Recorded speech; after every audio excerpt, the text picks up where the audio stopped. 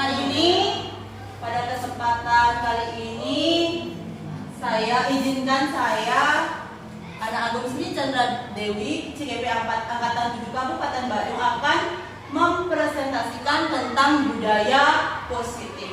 Nah, sebelum kegiatan ini dilaksanakan, saya sendiri sudah berkoordinasi dengan Bapak Kepala Sekolah agar diizinkan untuk melakukan pengimpasan.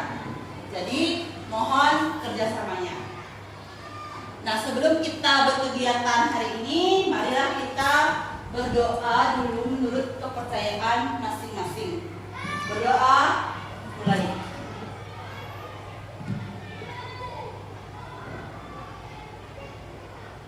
Berdoa selesai. Nah, sebelum kita melaksanakan kegiatan, mari kita ice breaking terlebih dahulu ya. Jika saya mengatakan kata panjang, tangannya rekan-rekan seperti ini. Panjang, pendek. Jadi kebalikannya panjang, pendek. Saya akan bernyanyi dan teman-teman sekalian akan melakukan gerakan panjang, pendek. Sudah. Teman-teman silakan berdiri. Sudah. Kita mulai dari sekarang. Panjang, panjang, pendek, panjang, panjang, pendek, panjang, panjang, panjang, pendek, panjang, panjang, pendek, pendek, panjang. Nah, terima kasih. Budaya positif. Apa rumusan masalahnya? Yang pertama itu adalah apa yang dimaksud dengan budaya positif. Apa tujuannya? Yang pertama, untuk mengetahui pengertian budaya positif. Dan yang kedua, untuk mengetahui cara penerapan budaya. Apa itu budaya positif? Mungkin rekan-rekan sekalian pernah mendengarkan apa itu budaya positif? Kebiasaan. Pembiasaan yang positif bisa. Kita sudah melakukan hal itu, tapi Bapak Ibu mungkin tidak menyadari bahwa itulah budaya positif. Contohnya, setiap pagi kita sudah melakukan pembiasaan senam, kemudian dengan ice breaking, itu semua budaya positif. Nah, apa itu budaya positif?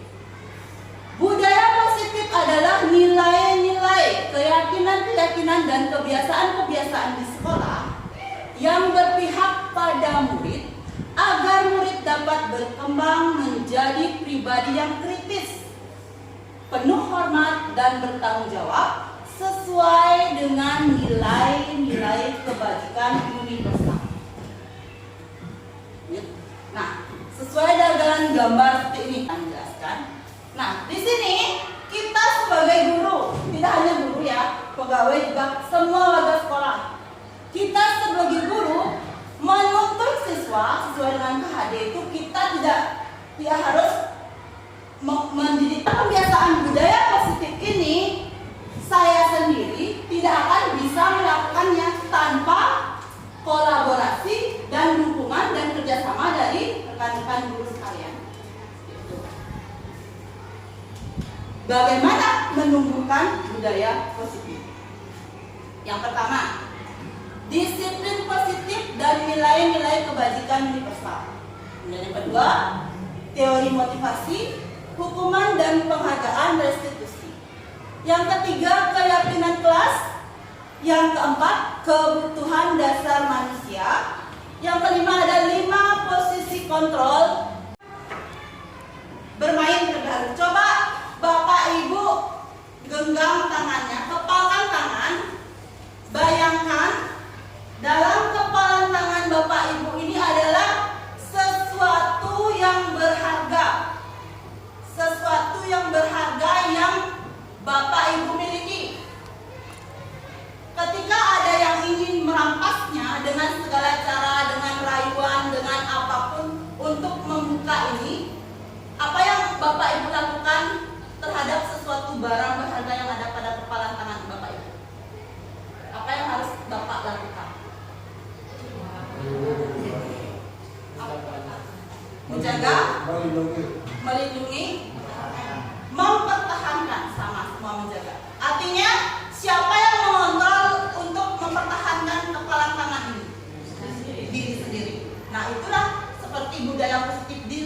disiplin positif itu artinya yang kontrol itu kita sendiri, bukan orang lain. Faktor internal kita. Ya, seperti itu nih. Lanjut. Nah, dihajar Dewantara. Kita sudah tahu bahwa diperlukan motivasi eksternal. Jadinya antara motivasi internal dan eksternal itu sama-sama kuat.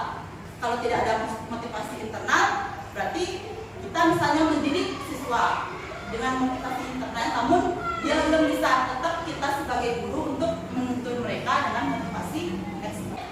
Diane Boston menyatakan bahwa disiplin berasal dari bahasa Latin disiplina, yang berarti belajar. Kata disiplina juga berasal dari apa kata yang sama, yaitu karena mereka mendasarkan tindakan mereka pada nilai-nilai kebajikan universal. Nah, apa saja nilai-nilai kebajikan universal itu? Yang pertama itu tentu saja profil pelajar Pancasila.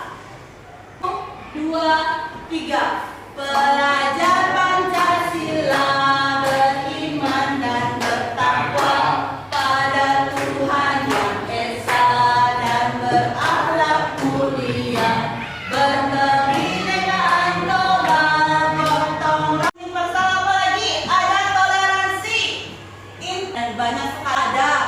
Namun kita akan mengimbaskan ke anak-anak itu sesuai dengan apa sih cocoknya dengan karakter mereka di sekolah ini. Kita tidak motivasi perilaku manusia menurut Diane Boston. Yang pertama itu untuk menghindari ketidaknyamanan atau hukuman. Seseorang berperilaku untuk menghindari permasalahan yang mungkin muncul dan berpengaruh. Tujuan dari disiplin positif itu adalah menanamkan motivasi yang ketiga. Saya akan lanjutkan dengan hukuman, konsekuensi, dan restitusi. Hukuman itu bersifat tidak terencana atau tiba-tiba, bersifat satu arah dari pihak guru yang memberikan, dan murid hanya menerima suatu hukuman tanpa melalui suatu. Konsekuensi ini dia sudah terencana, artinya sudah ada kesepakatan dengan murid. Tuhan untuk bertahan hidup. Yang kedua ada cinta dan kasih sayang. Yang ketiga kebebasan. Yang keempat kesenangan, dan yang terakhir yang kelima kekuasaan. Nah, kita lanjutkan dengan materi keyakinan kelas. Keyakinan merupakan nilai-nilai kebaikan atau prinsip-prinsip yang disepakati secara universal. Pembentukan keyakinan kelas. Keyakinan kelas bersifat lebih. Jadi dalam pembuatan keyakinan kelas itu tidak diperbolehkan menggunakan kata tidak atau kata jangan. Buatlah sebuah kalimat yang positif. Anak-anak pasti memiliki perbedaan pendapat, namun pendapatnya itu mirip sama, jadi diintisarikan menjadi satu keyakinan. Pembuatan sebuah keyakinan kelas yang akan disepakati oleh kelas itu, Bapak Ibu tidak harus membuat hampir belasan, cukup 3 sampai 7 keyakinan saja. Intinya keyakinan kelas yang dibuat dengan kesepakatan anak-anak tersebut mudah diingat. Bapak Ibu guru wali kelas itu nanti silakan Bapak Ibu bentuk dan buatlah keyakinan kelas yang disepakati dari kelas atas sampai dengan kelas bawah. Apa yang disepakati dalam kelas itu berarti sebagai aturan untuk siswa-siswinya agar nantinya ke depannya belajar untuk membiasakan budaya. Nah, ini adalah contoh keyakinan dari kelas 5B yang sudah saya bentuk kemarin. Nah, keyakinannya bentuknya bisa tandakan lihat seperti ini dan sudah terpajang di dinding ya. Itu adalah keyakinan dari kesepakatan dari kelas 5B yang pertama. Siapa dari segitiga tersebut? Yang pertama itu langkah-langkahnya itu adalah menanyakan keyakinan. Bagaimana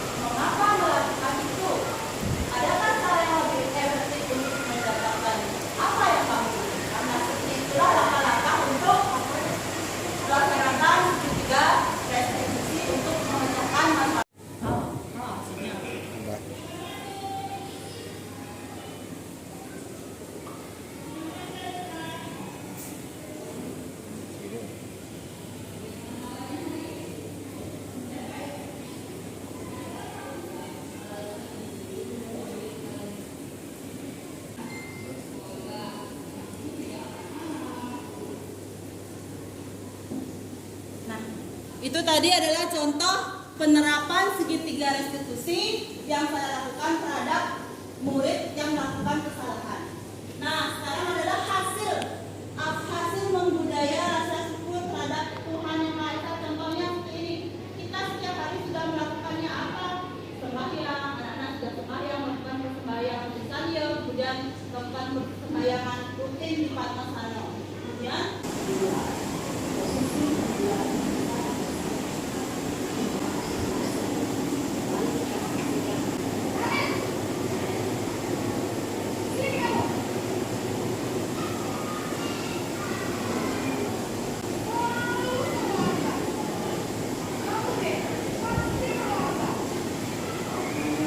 kegiatan diskusi. Apakah ada Bapak Ibu yang ingin bertanya atau menanggapi terkait dengan materi pemaparan materi tentang budaya positif? Mungkin dari Bu Eni, silakan. Terima kasih atas waktunya Bu Chandra.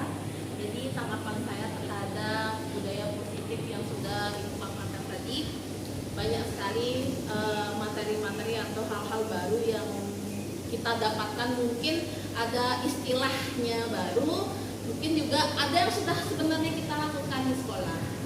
Nah, jadi budaya positif itu mungkin saya ringkas lebih sedikit ya, karena kita juga sudah melakukannya di kelas. Mungkin Bapak Ibu juga sudah sangat familiar, tapi tidak familiar dengan namanya. Namanya memang budaya positif karena kita baru, karena namanya baru, kita juga baru tahu bahwa budaya positif itu seperti itu. Ternyata kita sudah melakukannya di sekolah masing-masing. Bahkan mungkin Bapak Ibu ibu guru yang di kelas sudah pasti melakukannya juga. Sama seperti saya kemarin ada beberapa budaya positif yang juga saya lakukan. Tapi di sini juga saya juga mendapatkan ilmu baru sebagai beberapa 5 posisi kontrol tadi. Memang saya pun masih belajar untuk menjadi posisi manajer itu. Kadang-kadang kita nggak sadar, kadang kita menjadi posisi kontrol yang memantau, menjadi pengendali seperti tadi.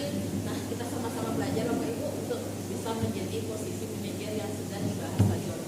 Ya, terima kasih Bu Eni. Nah, mungkin ada yang ingin didiskusikan kembali terkait dengan pemaparan materi. Mungkin Pak Bas. Baik, terima kasih atas waktu yang sudah diberikan kepada saya. Sebelumnya saya mengucapkan terima kasih kepada Bu Chandra karena informasi yang diberikan sangat bermanfaat, apalagi sebagai kita seorang pendidik. Nah, tadi saya sangat tertarik dengan pemecahan masalah. Tentu saja kita sebagai guru dalam seharian dalam mendidik siswa pasti ada saja perilaku siswa yang mengalami permasalahan. Nah, tadi posisi yang dikatakan sebagai posisi yang ideal itu adalah posisi manajer. Nah, nanti barangkali ketika sudah mendapatkan informasi seperti ini, jadi juga pasti akan saya coba terapkan di dalam. Nah, Bapak Ibu yang saya cinta, yang saya banggakan, nah tadi kita sudah mendiskusikan tentang budaya positif. Nah, beberapa dari rekan-rekan juga sudah menanggapi tentang pemaparan materi tersebut. Nah, karena waktu sudah menjelang siang nih, bapak-bapak tentunya sudah lapar gitu. Maka kegiatan presentasi ini, kegiatan penghimasan tentang budaya positif saya akhiri, dan tentu saja saya mengucapkan banyak-banyak terima kasih atas waktu dan kesempatan Bapak Ibu guru mengikuti kegiatan ini. Saya akhiri dengan Rama Santi.